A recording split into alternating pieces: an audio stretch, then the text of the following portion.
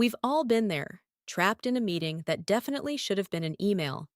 Today, we're looking at how you can spot these time wasters and reclaim your calendar for the work that actually matters. You're sitting in a conference room and suddenly realize you've spent 10 minutes watching a colleague fix the formatting on a spreadsheet.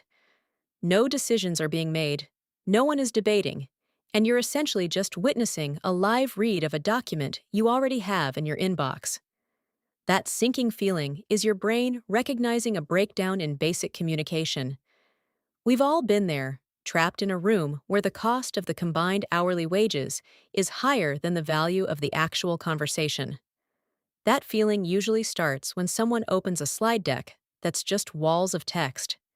If the person at the front is reading every bullet point out loud, they aren't leading a meeting, they're narrating a script.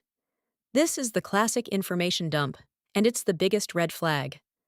When information only flows in one direction, from a mouth to an ear, if you find yourself stuck in one of those one-way monologues, it's usually because a critical element is missing. To turn an information dump back into a real meeting, we need to introduce some friction. It belongs in a written update. Since that one-way flow is so common, we should look for the missing ingredient: conflict. A real meeting needs some kind of friction, like a choice that needs to be made, or a problem that requires a brainstorm. If there's no ask, and no one's opinion is being sought, you're just an audience member. True collaboration requires a back and forth that a cursor in a shared doc just can't handle. Once you spot a meeting with no conflict, notice how many people are actually in the room.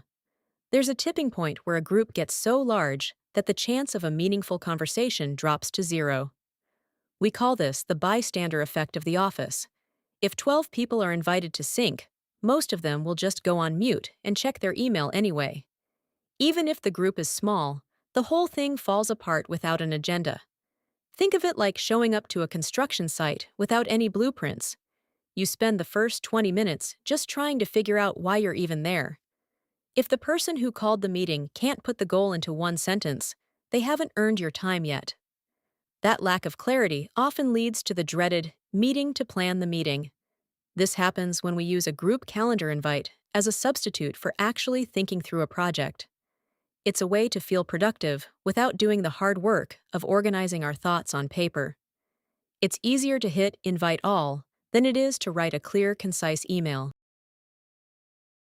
Choosing a meeting over a message might feel like the easy way out, but there is a better way to handle these updates. It orients around a shift toward writing that values everyone's time and focus. The real joy comes when you finally reclaim that hour by sending a thoughtful update instead. A well-structured email allows everyone to process the information at their own speed and respond when they actually have something to add.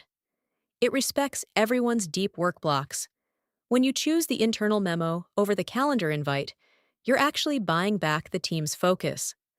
So to sum up, we started by identifying the information dump. Then we looked for a lack of active conflict or decisions. We noticed how bloated invite lists kill engagement. We saw how a missing agenda signals a lack of preparation.